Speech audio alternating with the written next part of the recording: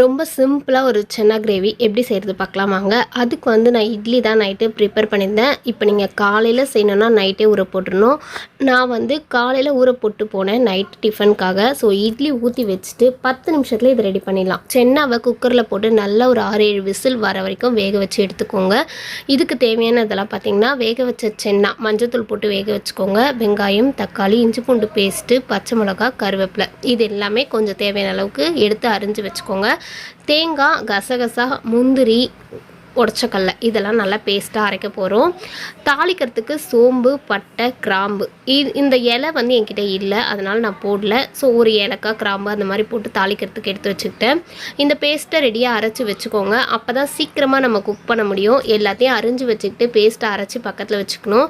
அதுக்கப்புறமா டக்குன்னு நம்ம தாளித்து விட்டுட்டு ஒரு கொதி வந்ததுக்கப்புறம் நம்ம ஊற்றிடலாம். ஆல்ரெடி சென்னா வந்து நல்லா வெந்துடுச்சா, ஸோ ஈஸியாக வேலை முடிஞ்சிடும்.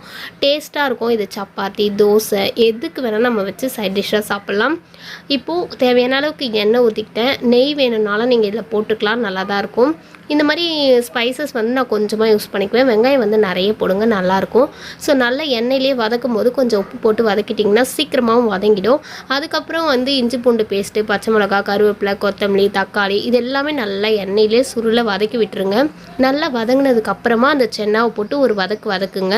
அது கூடவே கொஞ்சமாக கரம் மசாலா சேர்த்துக்கிட்டு வீட்டு மிளகாத்தூள் இருக்கும் இல்லையா, அது ஒரு 2 ஸ்பூன் 3 ஸ்பூன் உங்களுக்கு எந்த அளவுக்கு காரம் தேவைப்படுமோ அந்த அளவுக்கு போட்டுக்கோங்க.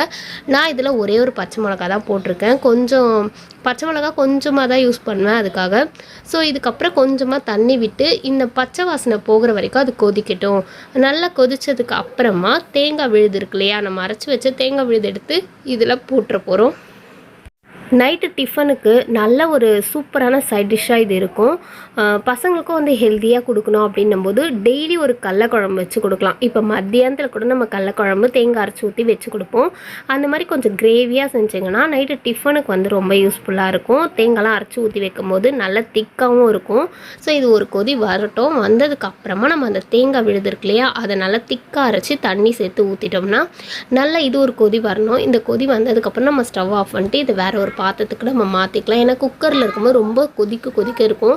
ஸோ வேறு ஒரு பாத்திரத்தில் மாற்றிட்டு நான் அதுக்கப்புறம் இட்லிக்கு தான் இதை சர்வ் பண்ணேன். அது மட்டும் இல்லை, இது சப்பாத்திக்கு அல்டிமேட்டாக இருக்கும்னு சொல்லிட்டு ஒரு 10 சப்பாத்தி ரெடி பண்ணிட்டேன். ஏன்னா எனக்கு சப்பாத்தியும் சென்னாவும் தான் ரொம்ப பிடிக்கும். அதனால் சப்பாத்தி, இட்லி, குருமா இது எல்லாத்துக்குமே வந்து ரொம்ப சூப்பராக இருக்கும். கண்டிப்பாக ட்ரை பண்ணி பாருங்கள். சீக்கிரமாகவே செஞ்சிடலாம். மறக்காமல் சென்னாவை ஊற போட்டுருணும். அப்போ தான் இந்த டிஷ் செஞ்சு சாப்பிடும்போது ஈஸியாக இருக்கும், நல்லாயிருக்கும்.